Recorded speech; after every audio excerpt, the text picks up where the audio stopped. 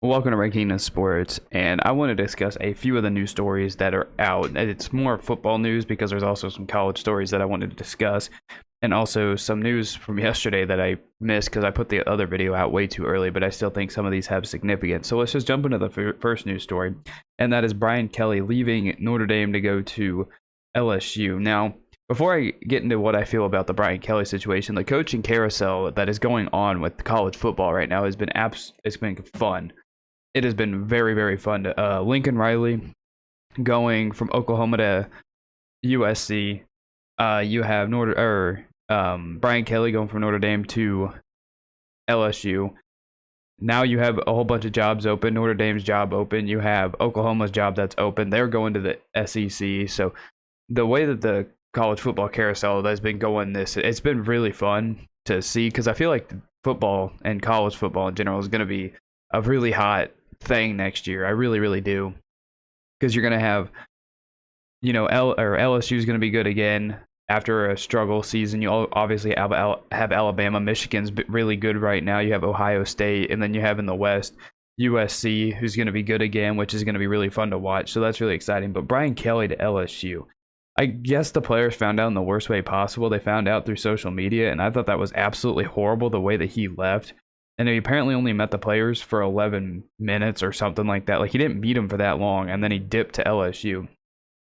So, like, I didn't think that was, like, the best way to go out, if that's really how it was. But, like, this isn't the first time he did that. He won 11 games, I think it was, at Cincinnati, and dipped to go to Notre Dame after going, like, 12-0 or something at Cincinnati. And then, he has a good season with Notre Dame and then dips and goes to the SEC. And I'm just like, I guess he may have a better. I think he's trying to win a national championship, because at Notre Dame, because they're not in a conference, it's a lot harder for them to get into the the CFP playoffs and all that. So I mean, I could see why he went to LSU, but just the way he left, he did the same thing at Cincinnati, and he's doing the same thing now. But the way he left, I thought was absolutely crazy. And I mean, if I'm one of those football players, I am not happy. I probably wouldn't even have shown up, because that feels like an FU to those players who had been there.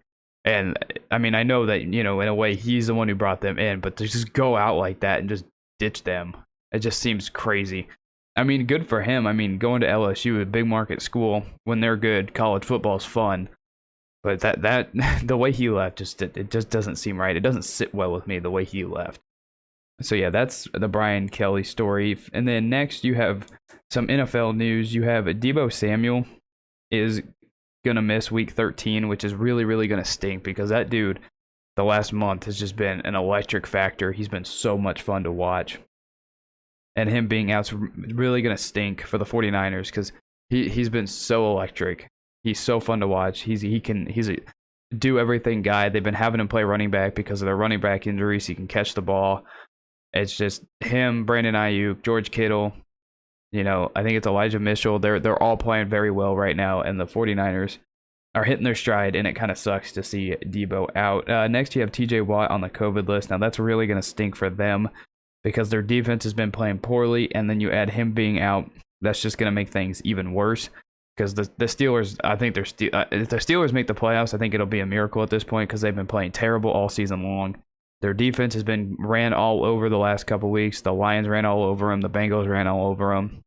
Big Ben looks terrible. The Steelers are dead in the water, and then having TJ Watt out is not going to be very good. Next, you have Taysom Hill for the Saints, likely to start against the Cowboys, which I would really hope so, because of that really weird contract that he gave him. He is apparently going through a foot injury, but hopefully he'll get over that, because a contract that big, you would really, really hope that a guy is able to play. And yeah, after signing a weird contract like that, I'm glad he's able to play, and hopefully it'll give the Saints a boost after a really, really bad stretch of the season, where they lost to the Eagles and then they lost to the Bills on Thanksgiving. Next, you have Christian McCaffrey is out for the season. I hate it for him. That dude, I just feel like, cannot catch a break. When he's on the field, I honestly feel like he's probably the best player on the football field when he's on the field, but he just can't stay injured. Since he signed that massive contract, he's only been able to play, he's missed like 22 of the possible 33 games or something like that. But I hate it for him, because he's really talented. It's going to suck for the Panthers, because, I mean, they're Cam Newton, terrible, terrible game against the Dolphins. And then obviously him being out. The Panthers have not been playing well. They have a good defense, but their offense has been poor, very, very bad. So I think it's going to stink for the Panthers, and it could be the end of their season. We were high on when Cam Newton got back, but I think now we can safely say that it's over. Dalvin Cook's going to miss some time with a shoulder injury for the Vikings. I think that completely destroys the Vikings' chances, because when you can't have a run game, I think Kirk Cousins will struggle. But he's a very valued piece. He's a really great running back, can catch the ball.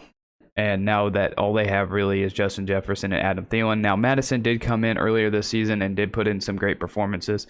So maybe they're not as bad off as we may think they are. But, I mean, he's a very valued piece of that offense, one of the highest paid running backs in football. So that's really going to stink for the Vikings to have him out. The next one, with Mike McCarthy out with COVID, you're going to have Dan Quinn serving as the acting head coach, which completely makes sense, even though I prefer to see Kellen Moore do it just because Dan Quinn is always in the press box. And I think it'd be a little bit better. You know, I feel like at some point Kellen Moore is going to have that job. So I think they should give it to Kellen Moore, but it also makes sense because Dan Quinn has a lot of head coaching experiences. Just hopefully it doesn't go back to his choking ways. There was a fascinating news story that I saw, and that was Aaron Rodgers didn't practice before the Rams game and still played like an MVP. Yeah, it's just absolutely crazy. I think the MVP, I mean, he could probably be in the conversation. Tom Brady. I mean, there's not really many other people. Apparently, Josh Allen's a betting favorite, which just makes absolutely no sense to me because when he wins, he wins.